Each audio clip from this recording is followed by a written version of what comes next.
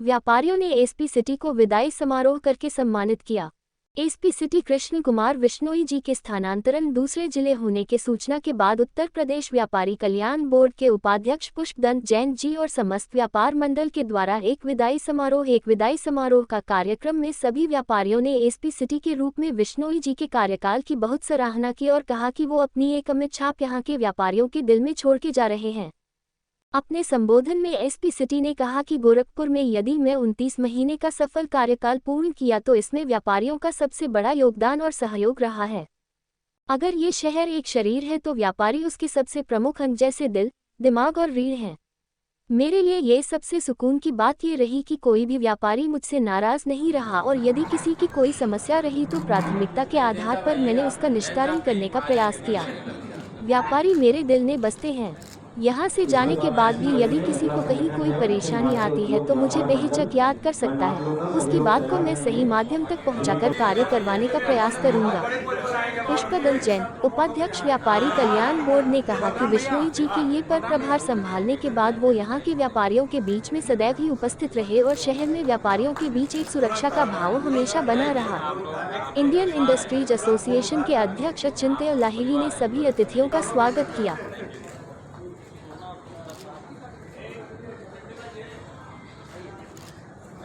वरिष्ठ लोक गायक श्री राजीव करेंगे। भारतीय जनता पार्टी के प्रदेश संयोजक राजीव रंजन अग्रवाल जी, प्रवीण कुमार श्रीवास्तव और श्री सुरेंद्र यादव जी।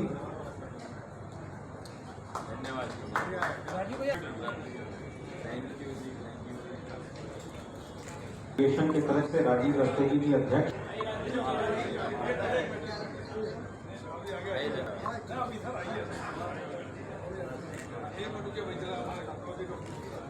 इसके बाद अगली कड़ी में भारतीय जनता पार्टी युवा मोर्चा के महानगर कोतवाली।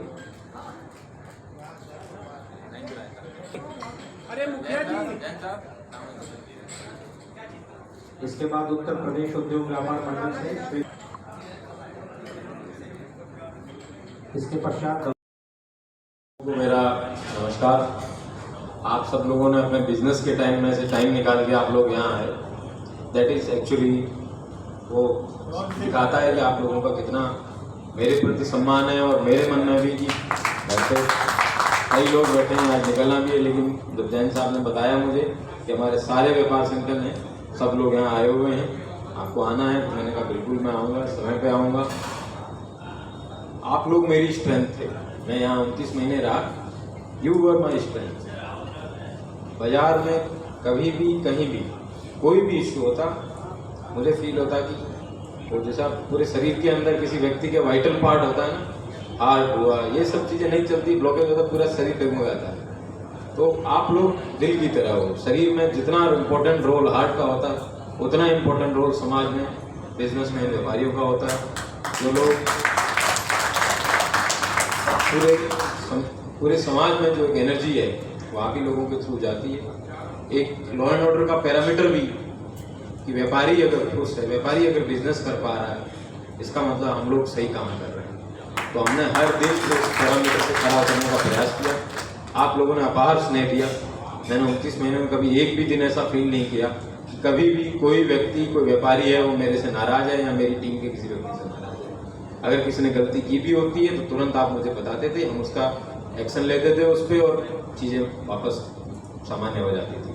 बहुत सारे त्यौहार आए गए, बहुत सारी झांकियाँ, रैलियाँ, जुलूस, और इस शहर के लोग बहुत त्योहारों को बहुत धूमधाम से मनाते हैं। उन्हें कई रातें हैं, मैं सोया नहीं हूँ, मैं जानता हूँ, लेकिन आप लोगों को वास्तव में उस चीज़ का एहसास हो कि सब चीज़ें स्मूथली चलती रहती है। इसमें मेरे पुलिस परिवार का बहुत बड़ा योगदान है, लेकिन उस योगदान में आप लोगों का सहयोग, आप लोगों के सहयोग के बिना मैं 29 महीने अच्छे से नहीं निकाल सकता था। और ये 29 महीने लगा भी नहीं कि मैंने इतना लंबा समय यहाँ निकाल लिया। आप सब लोगों की उम्मीद है कि जीवन के अंदर कभी इस क्षेत्र के अंदर कभी वापस सेवाओं का मौका मिले। मैं उम्मीद करता हूँ। मैं पहली बार गोरखपुर आया था, मुझे नहीं पता था, जैसी इमेज थी उस इमेज के एकदम अपोजिट आज मैं वापस मैं विश्वास नहीं कर सकता हूँ कि गोरखपुर मेरे सामने कैसे और कितना तेज गति से बदला है।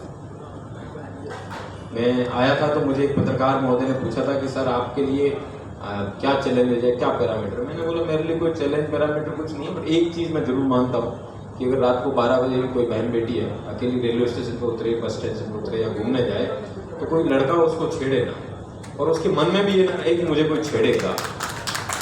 एक तो होता है कि छेड़ना, और एक उसके मन में भी होना कि मैं आराम से जा सकती हूँ, मुझे कोई कुछ नहीं कहे।